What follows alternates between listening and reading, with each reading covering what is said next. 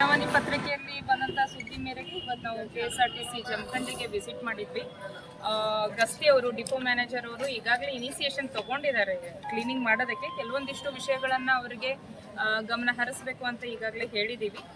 ಶೌಚಾಲಯ ಆಗಿರ್ಬೋದು, ಇಲ್ಲಿ ಗಾರ್ಡನ್ ಲಾಸ್ಟ್ ಟೈಮ್ ನಾನು ವಿಸಿಟ್ ಮಾಡಿದಾಗ ಗಾರ್ಡನ್ ಮಾಡ್ರಿ ಅಂತ ಹೇಳಿದ್ವಿ. ದೇ ಹ್ಯಾವ್ ಡನ್ ಇಟ್, ಮಾಡ್ಲಿಕ್ಕತ್ತಾರ. ಇವಾಗ ರೈನಿ ಸೀಸನ್ ಇರೋದ್ರಿಂದ ಗಾರ್ಡನ್ ಚೆನ್ನಾಗಿ ಇನ್ನು ಮುಂದೆ ಬರ್ತದೆ.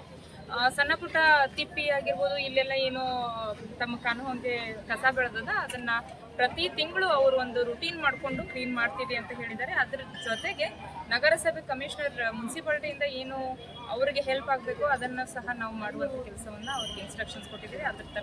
ಅದ್ರ ಪ್ರಕಾರ ಅವರೆಲ್ಲ ಮಾಡೋದಕ್ಕೆ ಸಾರ್ವಜನಿಕ ಹಿತಾಸಕ್ತಿಯಿಂದ ಶೌಚಾಲಯ ಆಗಿರ್ಬೋದು ಮತ್ತು ಇಲ್ಲಿ ಕುಂದ್ರೋದಕ್ಕೆ ಜನರಿಗೆ ಅನುಕೂಲ ಆಗೋ ಒಂದು ವ್ಯವಸ್ಥೆಯನ್ನು ಕಲ್ಪಿಸೋದಕ್ಕೆ ಈಗಾಗಲೇ KSRTC MD ಇಂದ ಬಹಳಷ್ಟು ಸುಧಾರಣೆಗಳು ಆಗ್ತಾ ಇದ್ದಾವೆ.